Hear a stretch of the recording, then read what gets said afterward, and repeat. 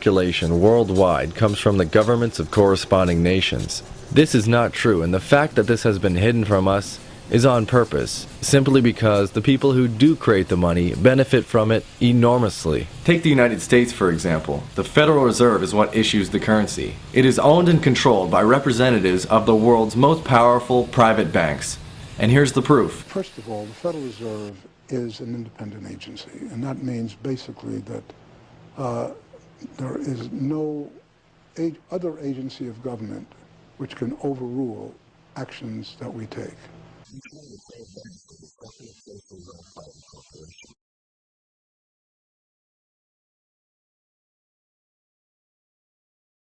Well, I, of course, obviously don't agree with Andrew at all. That money is not owned by the Federal Reserve. It's owned by the United States government. It is Treasury property. It is true that the Federal Reserve Board oversees it for the Treasury, but the Treasury is in total control. Secretary Rubin is in control of that money, and it is part of the United States. The Federal Reserve acts as an agent of the United States Treasury. That's a complete fallacy. The money of the United States are United States notes under Title 31, Section 5115. That is the money of the United States. Federal Reserve notes say on the top, Federal Reserve note, because they're a note of the Federal Reserve. If they weren't, then let's erase that and replace it with United States note, the way John Kennedy wanted to do, and then we would be on a sound money system. What is money and who creates it? How is it coming to circulation? You go to work, you get paid these things, and you can save them and spend them.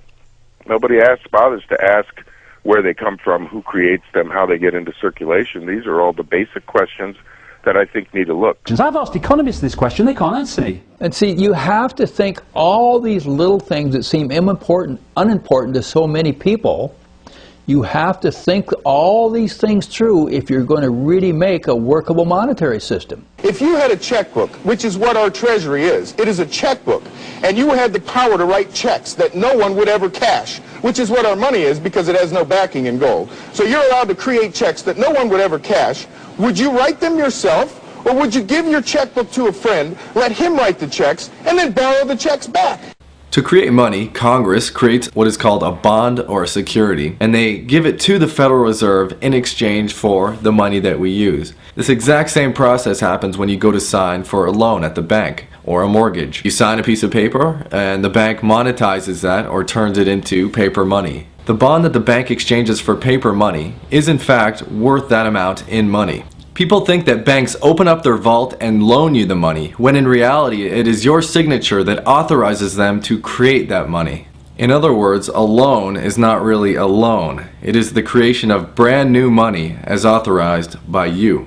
And therefore, the entire banking system is a complete fraud, because not only did they not loan you anything, but they collect back the principal and interest for free.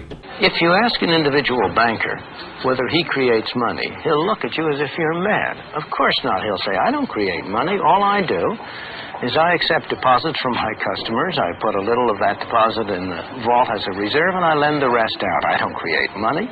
Banks do not lend their depositors money, and they do not lend their own money.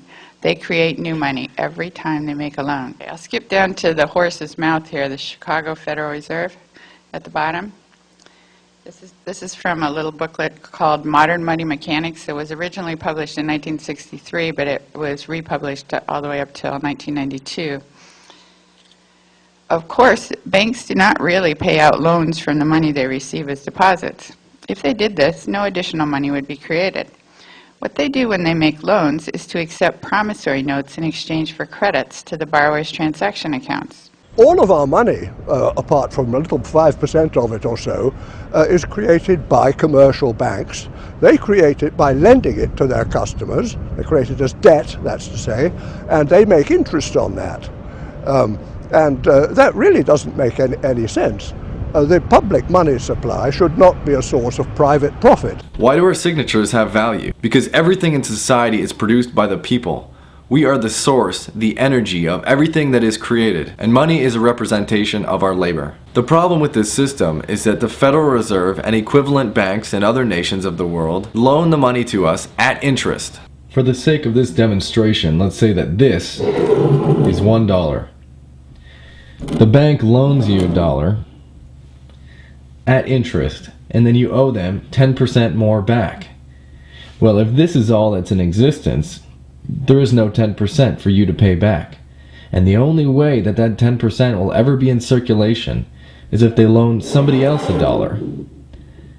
And then you can work and you can get some of the money that they were loaned to pay back your loan. But now this person owes back 10% interest, so the only way they can pay is by loaning somebody else out $1. The end result is a perpetually increasing money supply in which loans must be created, and there is never enough money in circulation for people to pay back those loans. The increase in the money supply is called inflation, and inflation means the buying power of your dollar is reduced. Say you had a baseball autographed by Babe Ruth and it was the only one of its kind in the world.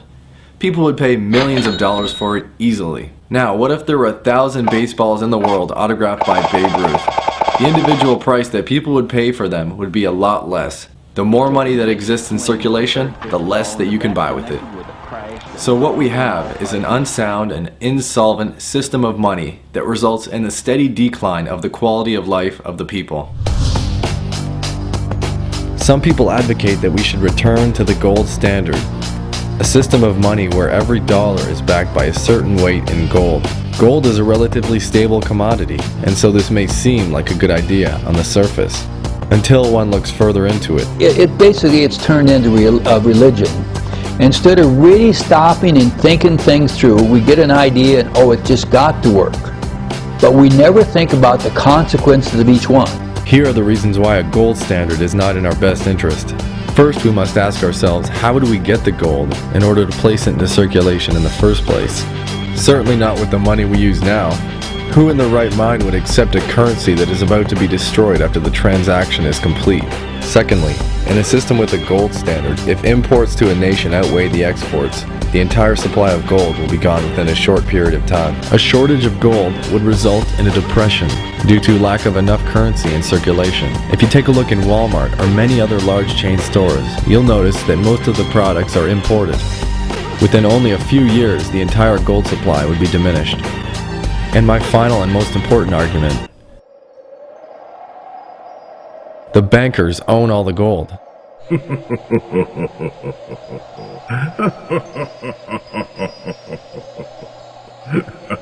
is the vault of the Federal Reserve Bank of New York.